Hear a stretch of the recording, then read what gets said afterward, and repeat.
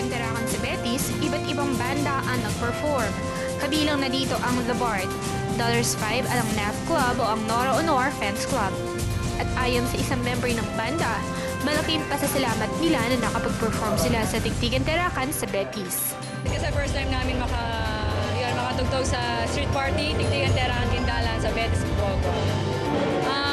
Okay naman, mukhang naman sila mababait naman. So wala naman ng baso sa amin. So warm welcome, very warm yung pag-welcome doon sa amin.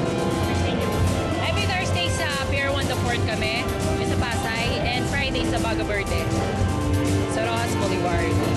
See you there! Dakal pong salamat kaya kayo nga. We are the Daughters 5. Thank you.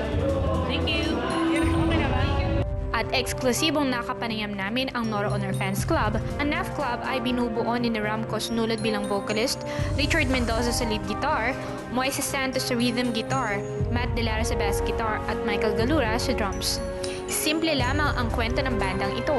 Sila daw ay magkakaibigan at dahil may common interest sila sa music, nagpasya silang bumuo ng isang banda. Sumali din sila sa Red Horse Music Laban. Kapansin-pansin ang ngalan ng kanilang banda na hinango sa pangalan ng superstar na si Nora Honor. Yung iba, sila yung nag-request ng mga kanta. Yung mga ibang kakilala namin, gusto nila, tugtugin nila namin yung mga yun. Kasi karamihan alam na nila yung mga kanta namin. Kaya, yun. Tulad ng Kaplas, yun lang. Yun lang alam nila. Siguro dahil magkakaibigan kami, tapos nagbanda lang kami, ganun lang. Napakalalim na. Yan, na po ito ha, sir. Ay, sige po. Pakiplan po ninyo mga upcoming ninyo birthday. Wala na, baka last na to. Hindi, wala pang kumukuha. Disband na to pagkatapos.